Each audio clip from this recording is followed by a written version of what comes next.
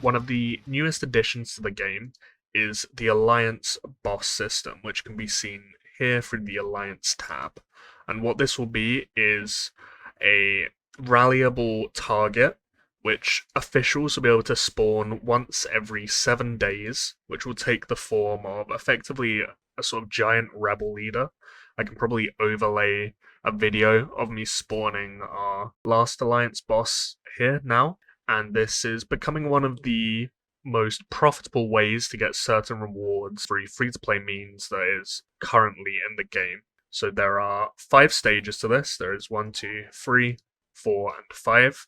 They are all bowman commanders, and every level you spawning this will all be mono bow rallyable targets, and they will all be gradually increasing in both stats, troop tier, commanders, everything like that. They will just gradually increase and increase in difficulty. Level 5, for example, is I think 6 million T5s with 1,800% bow stats. Level 4s, for contrast, I can probably show here, are 5 million T4 bows and only about 1,300 bow stats as shown here. And as you go down in the tiers, they will be significantly easier. The way the rewards for them are handed out, you will be mailed in the report tab 4 rewards that are broken up according to reaching different health thresholds, and everyone in the Alliance will receive these, whether they are on the home kingdom, whether they are on a different kingdom to the Alliance boss, whether they've attacked the Alliance boss or not. The only qualifying factor for this is you must be in the Alliance for 7 or more days, which means that Alliance boss effectively serves as an anti-horse train mechanic, because if you're leaving to do trains, you will not be receiving these rewards at all. And this lock isn't actually shown in-game anywhere, as far as I can tell. The only way we even know this is from the VIP DMing people when they ask about it. But that is how it works. It's just a hidden timer.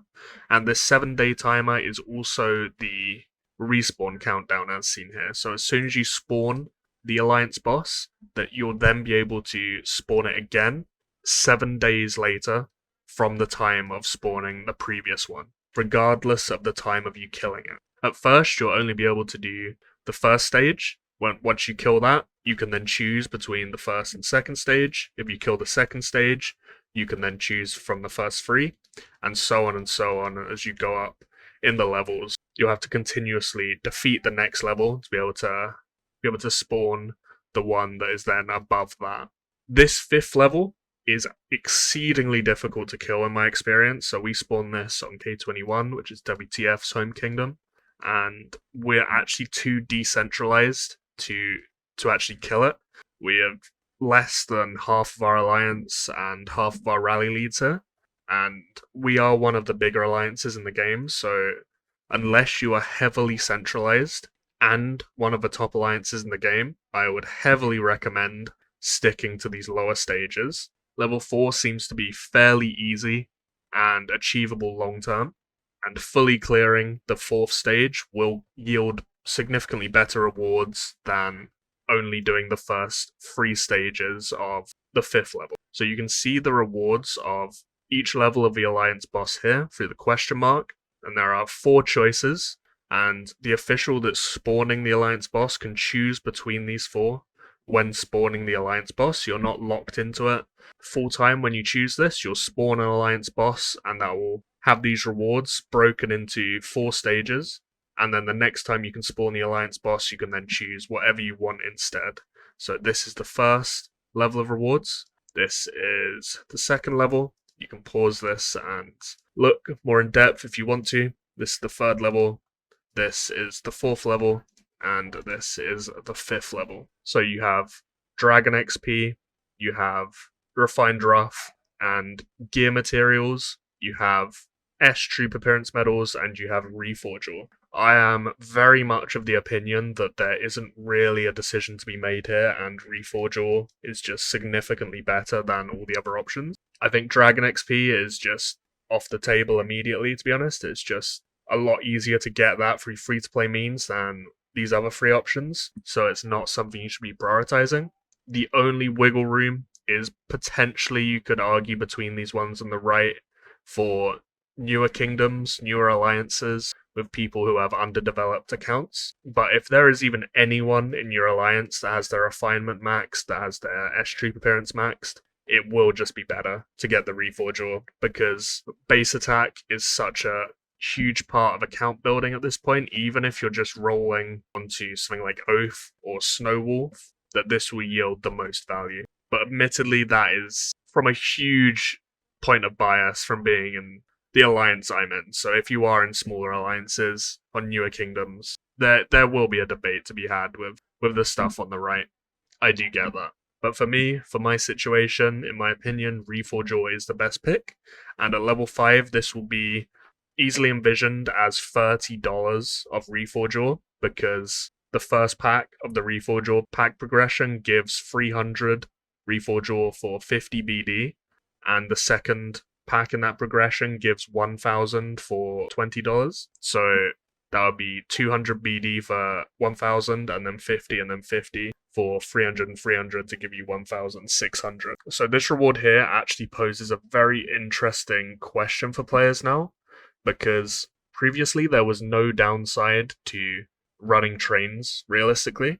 You'd meet your internal requirements in your alliance, and you'd go run trains, stack up speeds, stack up diamonds, and just go absolutely crazy with them in events and in PvP. But now you have the decision between, do you want to take $30 of Reforger a week, which is a lot, or do you want all the speed ups and diamonds from trains? This also makes it more difficult for things as simple as sending yourself resources from alt. If you're going on invasions, if you're joining shells for stuff like KVK or CCS, if you're jumping in and out of your alliance AC matches, if you're like chasing elims or something, there will now be a lot more negatives attached to consistently leaving your alliance because of this 7-day lock that's attached to the alliance boss.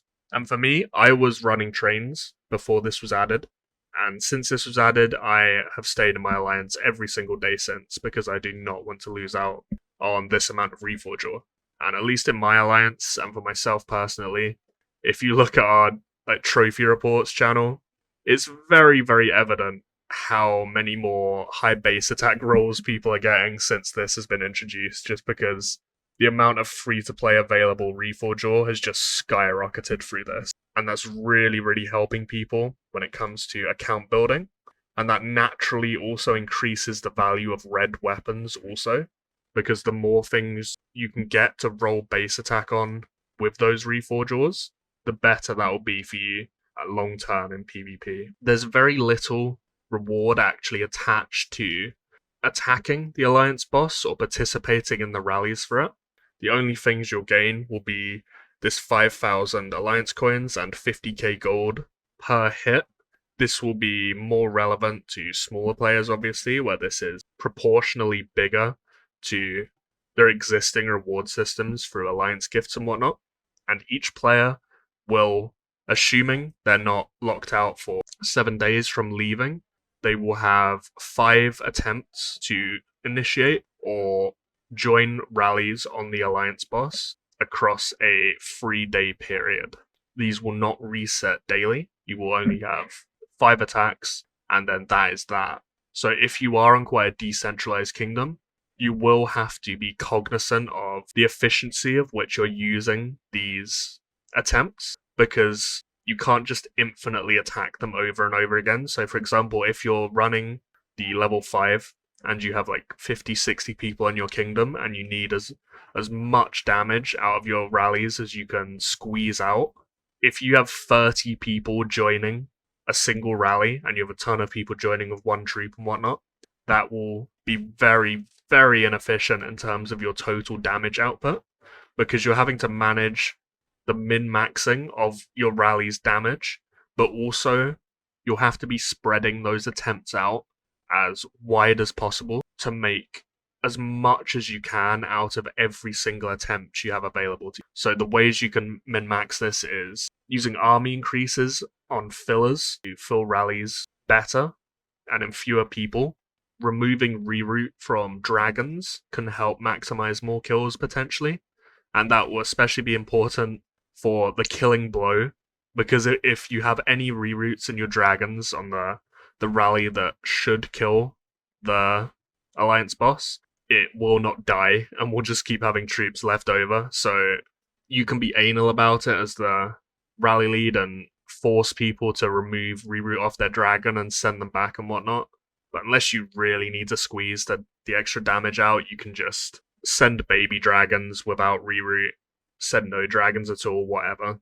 Just for that one hit to make sure it dies. You will only have wounded troops on the rallies you do on the alliance boss. So you see here, there is 0 dead, but wounded, which means that using T1s is very good for this, since they have 0-second healing times attached to them. I don't have any here because I'm set up as a 0 castle and just don't have any in my castle at this time. But meat shielding with T1s will be very good. And honestly, I'm not sure there's much more to say. I mean, it's quite a simple concept at the end of the day. It's a weekly rallyable target. You spawn it, you rally it, you get rewards, and you just want to find that sweet spot of the highest level possible for you to comfortably squeeze out the best rewards you can. If you're pushing for higher stages, you can of course sync it up with event times, so you already have people with army increases and buffs going, so you can do as much damage as you can through that. But the main thing that I believe has caused confusion with this mechanic, at least, is the 7-day hidden alliance lock. And if you didn't know that already, if that's the one thing you're going to take from this video, if you want the rewards from your alliance boss, you're going to have to stay in your alliance full-time, or you will be locked out and denied these rewards consistently on a weekly basis.